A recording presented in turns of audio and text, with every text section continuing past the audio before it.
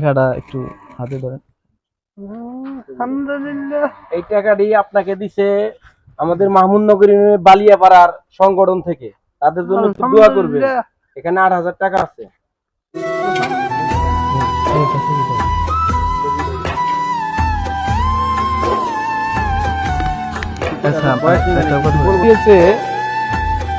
প্রবাসী মানব কল্যাণ সংস্থা থেকে, মানে সংগঠন, এটা হলো বালিয়াপাড়ার প্রবাসী মানব কল্যাণ সংগঠন বালিয়াপাড়া। তাদের উদ্দেশ্যে যে প্রবাসী ভাই বোনদের জন্য আপনারা কিছু বলে, মানে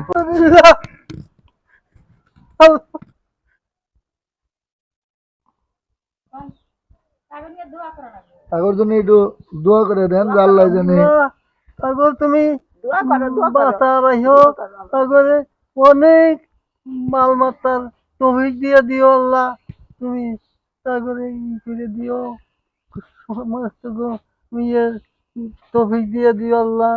আমার হাতও কাঁপে বাবা।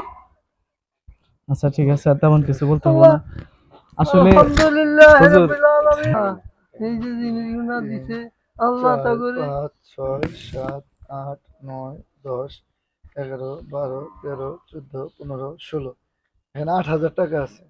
16 টা 500 টাকা নোট। 8,000। আসলে এই টাকাটা যে সংগঠন থেকে দিল, তাদের উদ্দেশ্যে যদি হুজুর আপনি কিছু কথা বলতেন।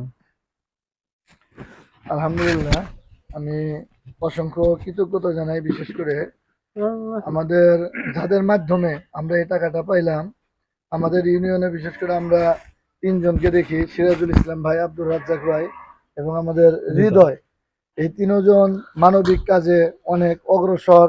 আমরা এর আগেও দেখছি যে আলী হোসেন কাকা সহ আরো অনেকের ইয়েতেই তারা সহযোগিতামূলক পোস্ট করেছেন, এবং বিশেষ করে এদের পোস্টের কারণেই আমাদের অনেক মানব কল্যাণ সংস্থা আছে।